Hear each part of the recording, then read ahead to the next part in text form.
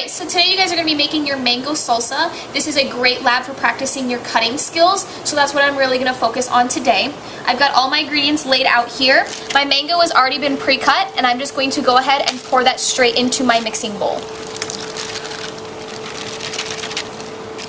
Once you have that in there, you can go ahead and toss this in the garbage and move on to your next ingredient. The first ingredient that I'm going to cut is my onion. I have already cut this in half, and you're just going to go ahead and dice that up into small pieces, and then that's going to get mixed into your bowl as well. When you're dicing, you want to start up by cutting it into larger pieces, and then go ahead and line them up and move into cutting them smaller. Make sure when you're using this, you're keeping your fingers out of the way, and you're using a rocking motion, keeping the point of the knife all the way down.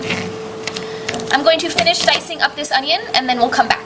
Alright, so once you have your onion into bigger chunks, just really quickly before you toss it into your bowl, you're going to go ahead and put your hand on the top of the knife and give a rocking motion just to make sure it's finely diced so that when you put it in your bowl, you're getting a little bite of onion onto every tortilla chip. So now that that's done, I'm going to scoop it up and toss it into my bowl.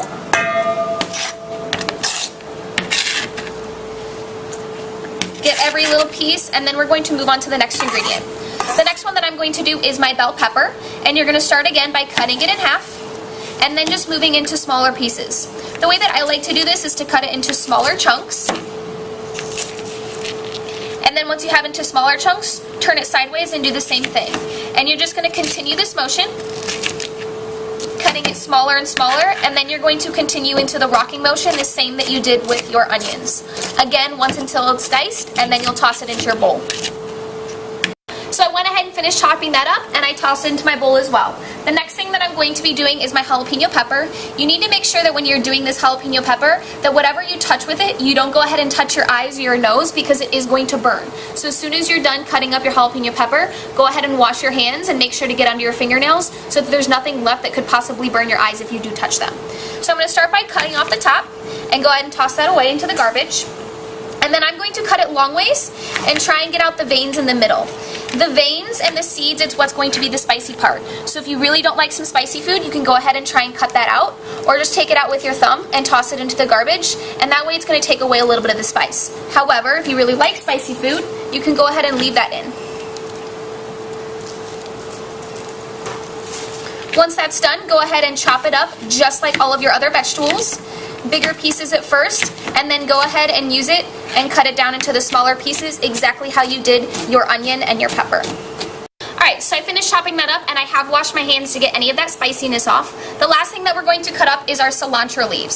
So you're just going to do the same thing, put them into a small pile as tight as you can, and then go ahead and chop those as finely as possible, and that will also get tossed into your mixing bowl. The last ingredient for our mango salsa is going to be a lime. A good trick to try and get all of the juice out of your lime is to put it on your table, put your hand on it, and give it a soft, firm press as you roll it on the table. This is going to squeeze out all of the juices before you cut it and just make it a little more juicy for when you do cut it open and pour it into your mango salsa. So I've given it a little bit of a roll. I'm going to cut it in half with my knife, and then I'm just going to squeeze it onto my bowl. And you're going to want to squeeze both halves to make sure you can get all of that juice out.